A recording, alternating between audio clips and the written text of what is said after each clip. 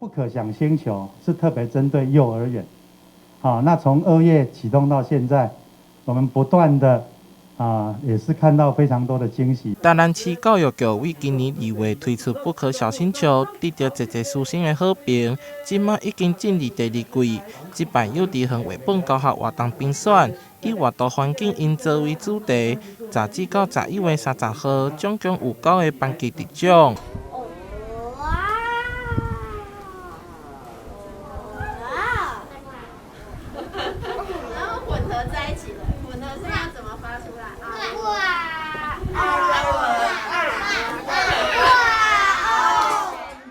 教育局将活动环境再升级，伫山顶提供308本的精选册本，并且每一本拢有1张题目单，老师甲家长会当透过内底内容，甲囡仔进行互动，让活动变加趣味更好耍。到现在全台南市205所幼儿园都已经加入了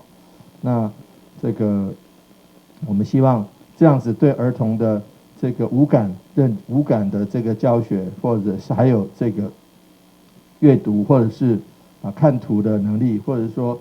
这个说的话能力或听的能力，都有很大的帮忙。不可小星球已经变成台南囡仔教育重要的活动平台，并且成功引起其他县市民众的兴趣，纷纷表达想要参与的意愿。教育局指出，后续也会来评估敢袂当开放予非台南市的囡仔使用，即马是以服务台南市的囡仔为主。打造共读新空间，阅读环境再升级，赞！台南新闻杨顺怀采访报道。